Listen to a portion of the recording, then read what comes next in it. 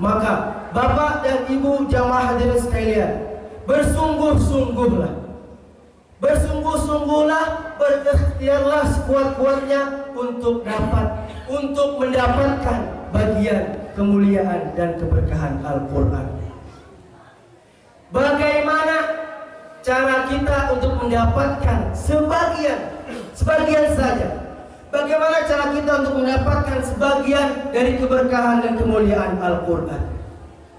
Caranya ialah sentuh dulu Al-Quran, baru Al-Quran akan menyentuh kita. Ada 7 langkah supaya Al-Quran dapat menyentuh kita. Yang pertama, kita terus belajar Al-Quran. Rasulullah SAW bersabda, khairukum man ta'allama al-Qur'ana wa 'allamah. Sebaik-baik kita yang mau, yang sering, yang sungguh-sungguh dalam belajar Al-Quran dan mengajarkannya. Belajar Al-Quran tidak kenal usia. Belajar Al-Quran tidak kenal waktu. Sampai kapanpun, dari buaya sampai liang lahat.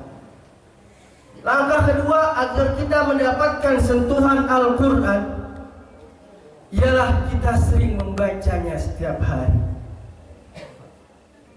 Iqra'ul Quran fa innahu ya'ti yaumal qiyamah syafi'an li ashabi. Al-Quran, kalau kita sering membaca di dalamnya, kita sering konsisten membaca Al-Quran, ia akan menaungi kita pada hari kiamat. Pada hari itu tidak ada naungan kecuali naungan Allah dan naungan Quran. Orang yang senantiasa membaca Al-Quran, dia akan mendapatkan pertolongan Al-Quran. Langkah ketiga, agar kita mendapatkan sentuhan Al-Quran, ialah senantiasa kita mendengarkan Al-Quran. Dalam surat Al-A'raf ayat 204, A'udzubillahi minasyaitonirrajim, wa idza quri'al Qur'an fastami'u lahu wa ansitu la'allakum turhamun. Apabila dibacakan Al-Quran, diam dan dengarkan, niscaya kamu akan mendapatkan rahmat. Sungguh mudah kita mendapatkan kasih sayang Allah. Hanya bermodalkan mendengarkan ayat suci Al-Quran, Allah cucurkan rahmat kepada kita. Ma'asyiral muslimin, jamaah salat Idul Fitri yang dirahmati Allah Subhanahu wa taala. Allahu akbar, Allahu akbar, Allahu akbar, walillahil hamd. Langkah keempat agar Al-Quran mau menyentuh kita ialah kita berusaha agar selalu belajar memahami Al-Quran, belajar mentadabburi Al-Quran. Maksud ayat ini apa? Maksud surat ini apa? Kita belajar. Apa firman Allah dalam surah Muhammad ayat 24? Afala yatadabbaruna al-Quran am 'ala qulubin aqfaluha. Kenapa kamu tidak mau mentadabburi Al-Quran? Kenapa kamu tidak mau mempelajari Al-Quran? Apakah hati kamu keras? Apakah hati kamu terkunci sehingga kamu enggan untuk memahami Al-Quran?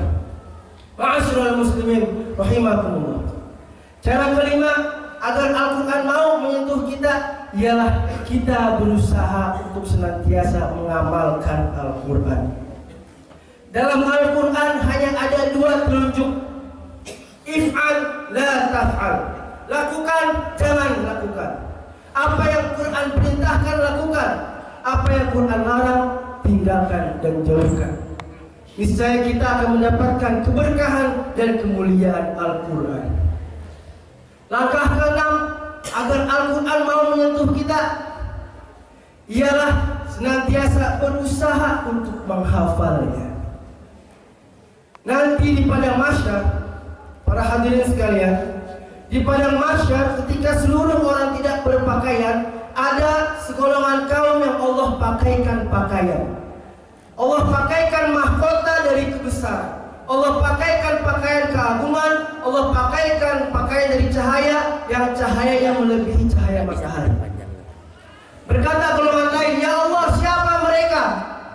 Kenapa Engkau berikan kemuliaan yang begitu mewah pada mereka? Apa kata Allah? Mereka adalah orang tua yang anaknya menghafal Al-Quran. Mereka adalah orang tua yang anaknya dididik untuk mempelajari Al-Quran, dididik untuk bisa membaca Al-Quran, dididik untuk bisa memahami, mentadaburi, mengamalkan Al-Quran. Ma'asyiral muslimin rahimakumullah. Allahu Akbar, Allahu Akbar, Allahu Akbar, walillahil hamd. Langkah terakhir yang ketujuh agar Al-Quran mau menyentuh diri kita, ialah kita berusaha untuk mengajarkan Al-Quran. Tidak ada profesi yang lebih mulia, tidak ada pekerjaan yang lebih mulia selain mengajarkan Al-Quran. Jadikanlah pengajar Al-Quran, jadikanlah pekerjaan mengajarkan Al-Quran sebagai profesi utama kita. Kerjaan yang lain sampingan. Jadikanlah kita, fokuskan kita kepada Quran, niscaya Allah akan muliakan kita dan Allah akan berikan kita keberkahan. Ma'asyiral muslimin, jamaah salat Idul Fitri yang dirahmati Allah Subhanahu wa taala. Allahu Akbar, Allahu Akbar, Allahu Akbar, walillahil hamd. Sedikit khatib ingin bercerita. Alhamdulillah, khatib pribadi telah merasakan manisnya berkhidmah dengan Quran. Sebagian kemuliaan dan sebagian keberkahan Al-Quran telah khatib rasakan.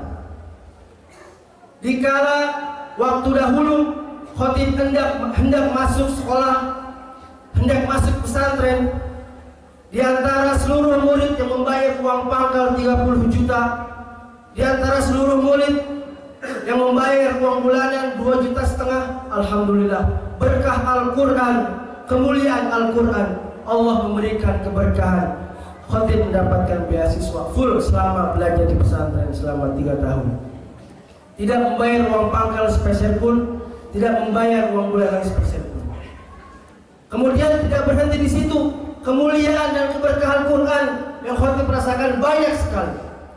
Ketika khatib ingin melanjutkan studi di salah satu institut perguruan tinggi di Jakarta, ketika khatib masuk, Allahu Akbar, kemuliaan Al-Quran, khatib mendapatkan beasiswa dan diminta untuk mengajar dalam kampus tersebut.